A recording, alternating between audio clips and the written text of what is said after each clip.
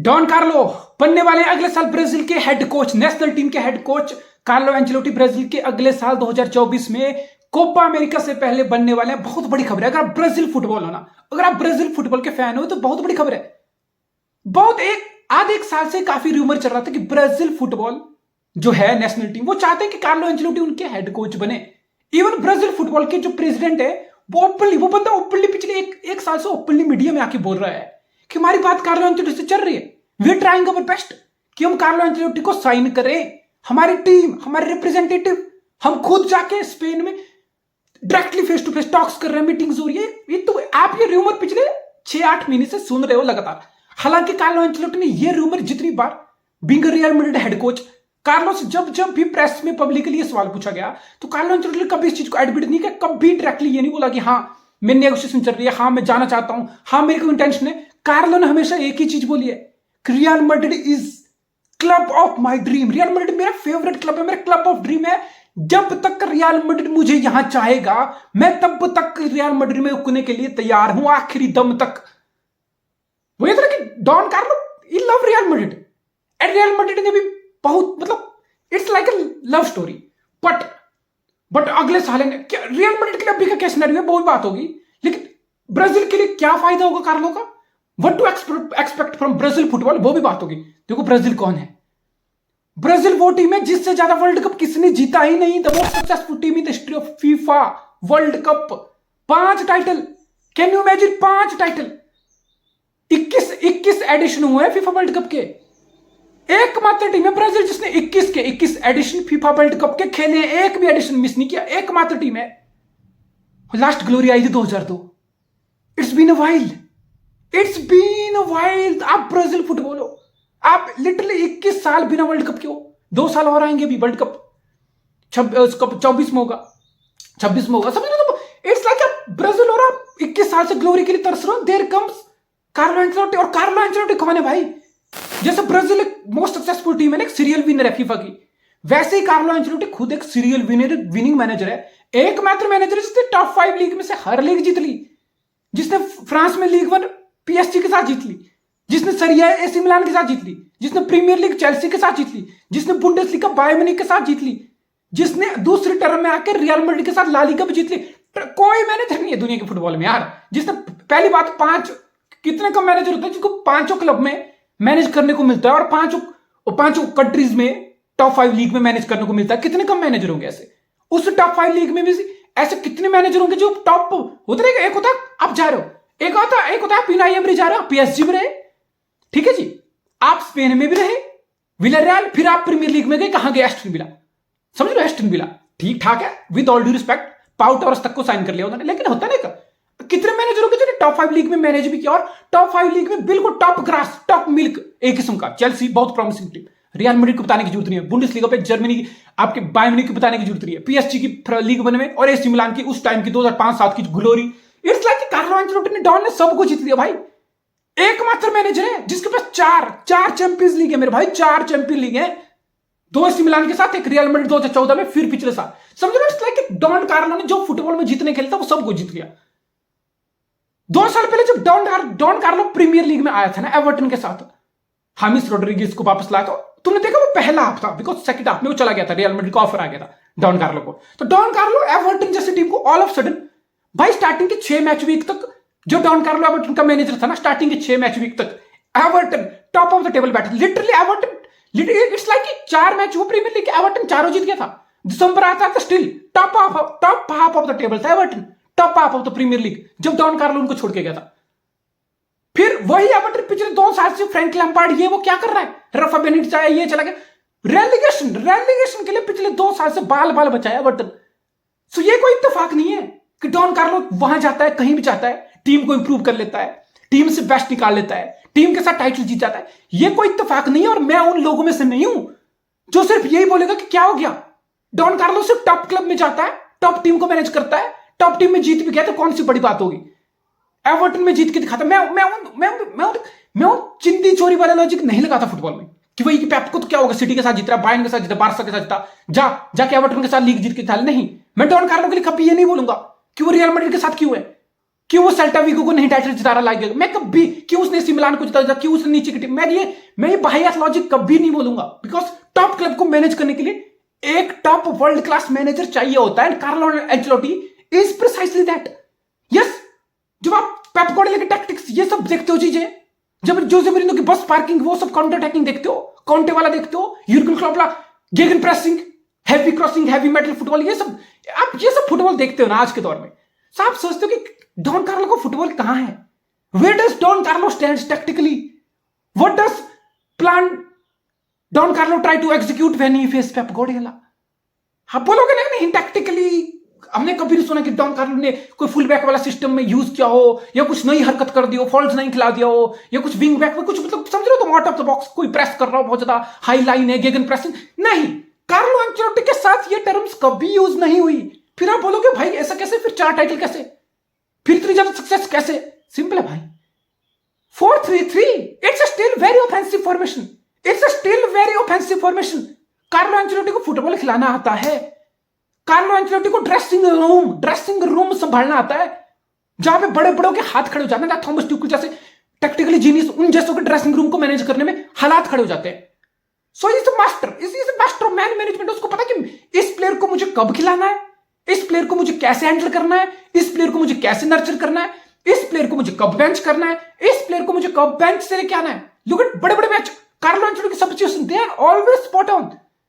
It's like Carlo Ancelotti substitution 9 में से 10 में से 9 बार काम करती है।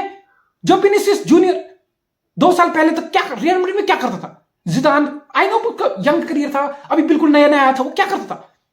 विनीसियस जूनियर होता है हेडलेस चिकन की तरह, एक अनगाइडेड मिसाइल की तरह, कि बहुत ज्यादा पेस है, 1 वर्सेस 1 में बहुत ज्यादा अग्रेशन है, टेक ऑन है, ड्रिबल बॉक्स में आके कोई पता नहीं अपोनेंट मेरा प्लेयर कहां है, मुझे मेरे किसको पास करना है, किसको सेटअप करना है, डिसीजन मेकिंग शून्य, कुछ नहीं। डॉन कार्लो पहले दिन रियल मैड्रिड में आके क्या बोला था कि भाई बस विनीसियस जूनियर टैलेंट वो सब ठीक है, लेकिन ये बंदा बॉक्स में बहुत ज्यादा टचेस लेता है, बॉक्स में बहुत ज्यादा सोचता समझता है, इतना कुछ करने की जरूरत नहीं है, बॉक्स तक पहुंचो, 1-2 टच लो और फिनिश करो, चाहे हवा में जाए, जहां मर्जी जाए, finish it. Decision making, calmness, maturity, समझो वो सब।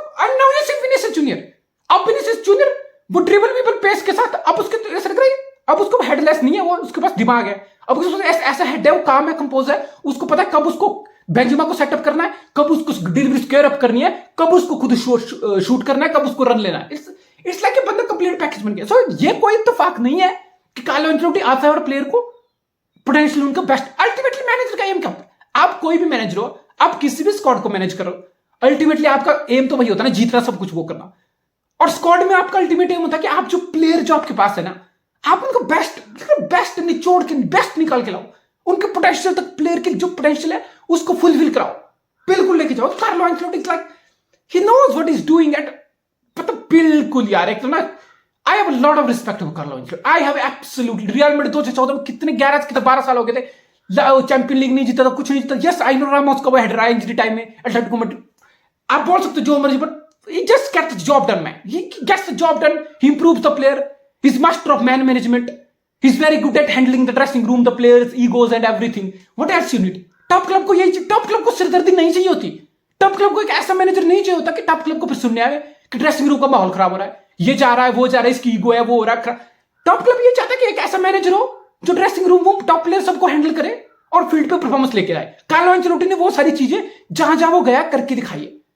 और अगर रियल मैड्रिड होगा, ये खबरें पहले, ये प्लान पहले से ही चल रहा था पिछले 5-6 में। तुम्हें क्या लगता है रियल मैड्रिड ने अभी सुना पेरेज ने और अभी डिसीजन ले लिया कि ठीक है कार्लो तो चला जाइए, हमको ढूंढ ले? भाई रियल मैड्रिड ने अपना नेक्स्ट मैनेजर भी ढूंढ के रखा है।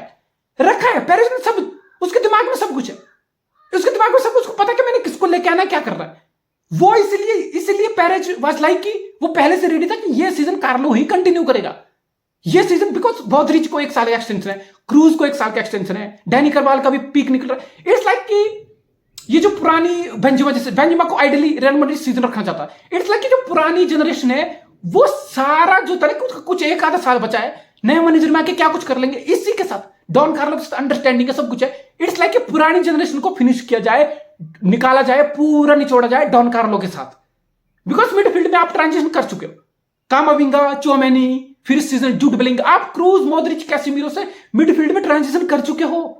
अटैक में ऑब्वियसली बेंच पे जो वो आपका एक सीजन का फिक्स है, इसलिए आप अगले सीजन एम्बाप्पे को फ्री लेके आना चाहते हो, इसलिए आप एम्बाप्पे के पीछे नहीं हो सीजन, और आपने एम्बाप्पे को बता दिया कि भाई तू जाना होगा अगले साल फ्री में आई हो वरना मत आई। So it's like Real Madrid का बिल्कुल सेट है मकसद, वो लिटरली देख रहे हैं कि ठीक है यार ये सब कार्लो एंचेलोटी ये सब क्रूज मॉडरिच जनरेशन सेट हो जाए निकल जाए, let's see what happen next season. अगर आप डॉन कार्लो ना, you have every reason to dream again. आप 2 साल पहले रियल मैड्रिड में आए थे, आप ला लीगा भी जीते, आप चैंपियंस लीग फिर से जीते चौथी बार। और याद करो जब 2 साल पहले डॉन कार्लो आया था वो सीजन कैसा था, वो सीजन ऐसा था रियल मैड्रिड ने लिटरली कोरोना के बाद 2020 एक भी साइनिंग नहीं की थी। रियल मैड्रिड ने ओपनली पेरेज ने विंडो ओपन हुई थी, पेरेज ने बाहर आके बोला था कि हम कोई साइनिंग इस सीजन नहीं करने वाले।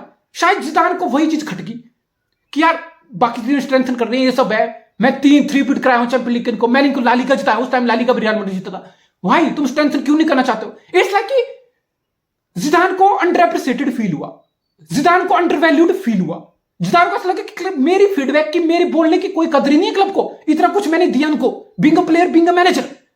इट्स लाइक जो पेरेज है ना बहुत हरामी हो, इट्स लाइक पेरेज वही करता है जिसको करना होता है, उसको फर्क नहीं पड़ता जिदान क्या बोल रहा है, जिदान ने क्या कर लिया है एंचेलोटी की। इट्स लाइक जो उसको मन में होगी पेरेज वही करेगा। सो जिदान तो निकल गया साइड में, फिर पेरेज अब पेरेज जो आपको पता है आपको कोई नई टीम नहीं ला रहे, कोई प्लेयर नहीं ला रहे, आपने कार्लो एंचेलोटी को लेकर आओ, look at what a great signing it speed, La Liga Champions League सब कुछ उखाड़। सब रियल मैड्रिड आपका मकसद बिल्कुल सिंपल है, इस जनरेशन को पास होने दो, एक सीजन निकल, आप Don Carlo there is a big possibility, आप रियल मैड्रिड के मैनेजर हो यार, there is a big possibility आप चैंपियंस लीग के लिए अमंग फेवरेट होते हो, being a Real Madrid every season आप होते हो अमंग द फेवरेट, आप अमंग द फेवरेट होते हो ला लीगा के लिए ऑब्वियसली। आप चाहोगे आप बार्सा से ला लीगा छीनो, आप चाहोगे आप ला लीगा चैंपियंस लीग फिर से जीतो। सो इट्स लाइक आप डॉन कार्लो है ना, one final dance last dance है ना, प्लेयर्स के लिए टर्म यूज होती है कि farewell, what a legendary, I will say what a legendary career for Carlo Ancelotti in club football. Maybe it's like we don't know maybe Carlo Ancelotti club football में वापस आए ही नहीं, जिससे उम्र हो रही है वो सब हो रहा है, may be real Madrid crisis में आ जाए, फिर 4-5 साल बाद एंचेलोटी की याद आ जाए। मतलब इट्स अ फुटबॉल यार, रातों रात चीजें बदल जाती हैं, अब भी लग रहा है तुम्हें, कल को तुम्हें कुछ और लगेगा, परसों वो चीज ही बदल जाएगी, सिनारियो ही चेंज हो जाएगा। सो फुटबॉल का वर्ल्ड जो ना बहुत जल्दी चेंज होता है, it's a volatile world, it's a very vulnerable world, things happen quickly, way quickly than we think, way quickly than we can manage और इमेजिन, समझ लो। सो मैं ये नहीं बोल रहा कि कार्लो का क्लब करियर फुटबॉल का खत्म हो गया, but it's a big possibility. फिर आप नेशनल टीम की तरफ जाते हो ना, एक बुढ़ापा रहा करियर में, ठीक है आप चाहते हो चीजें स्लो डाउन हो, बिकॉज नेशनल टीम के साथ आपको पूरा साल वाला क्लब का फुटबॉल नहीं मिलेगा कि अगस्त में सीजन आए मई तक 10 महीने बिल्कुल वीक इन वीक आउट खींच रहे हो, इंजॉय कर रहे हो, मतलब खींच रहे हो, वो सब प्रेशर वो सब नहीं होगा। कोपा अमेरिका खेलोगे आप अगले साल ब्राजील के साथ जुलाई में इसी टाइम, फिर 2-3 महीने शांत होगा, फिर 1-2 इंटरनेशनल ब्रेक, सितंबर अक्टूबर नवंबर 3 इंटरनेशनल ब्रेक आएंगी, फिर अप्रैल में आएगी, मतलब समझो it's like a part time kind of job. It's like एक ऐसा जॉब है जहां तुम्हें लिटरली साल में तुम्हें पता तुम्हें 360 में से 300 दिन तुम्हें छुट्टी ही है उस जॉब में, 2-3 महीने हो गए उसमें भी वीक इन वीक आउट, 1-2 हफ्ते का ब्रेक हो गया, ये हो गया, वर्ल्ड कप आ गया, कुछ Copa America, that's it. It's like आपके पास बहुत टाइम मिलेगा खुद पे काम करने के लिए, फैमिली को देने के लिए, me time, chill time, relax time, family time, holiday time, break time, समझो। सो इट्स लाइक आप अपने वर्कलोड को एक किस्म से मैनेज कर रहे हो। और फिर मुझे क्यों लगता है ब्राजील और Carlo Ancelotti a match made in heaven है। आप डॉन कार्लो के टैक्टिक्स देखो, स्पेशली इन नॉकआउट गेम्स, वो बंदा डिफेंस पे इतनी वैल्यू करता है, वो बंदा अपोनेंट को इतनी ज्यादा इज्जत देता है, डॉन कार्लो की टीम। नॉकआउट में यही चाहिए आपको वर्ल्ड कप को बहुत ज्यादा हाई प्रेस, पासिंग, टिक टाक, ये सब वर्ल्ड कप में करने की जरूरत नहीं होती यार, it's a knockout tournament for fuck sake. आपको सिर्फ डिफेंस अपना सॉलिड करना है, आपको ओपोनेंट को इज्जत देनी है, सब कुछ देना है, डिफेंसिवली स्ट्रांग रहना है। There you go, Vinicius Junior, ये सब गैब्रियल जेसूस, रफीनिया, ये सब समझ लो, पेस वेस, क्लिनिकलिटी, नेमार, तो आपके पास बहुत असला है, गोइंग फ्रंट आपके पास बहुत असला है। मिलिटाओ के साथ आपको काम करने को मिलेगा, रोड्रिगो के साथ आपको काम करने को मिलेगा, विनीसियस वही रियल मैड्रिड के प्लेयर उनके साथ काम। सो मुझे नहीं लगता डॉन कार्लो जैसा बंदा जो 5 लीग में गया हो, टॉप 5 लीग में अलग अलग कल्चर में रहा हो, मैनेज किया हो, सक्सेस देखा हो, सब कुछ जीता हो, उसके लिए कुछ भी ट्रांजिशन वाली जरूरत ही नहीं होगी, उसके लिए कुछ भी नया नहीं होगा, उसके लिए स्ट्रेस कम होगा, इतना है कि वो और अच्छे से चीजों को फोकस और हैंडल कर सकता है।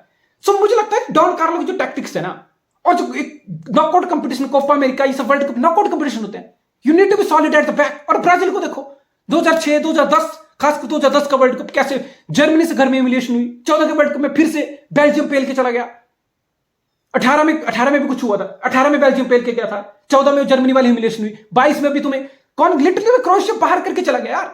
सो इट्स लाइक ब्राजील हो ना, आप 21 साल से 2002 के बाद आप बहुत डिसअपॉइंटमेंट झेल रहे हो।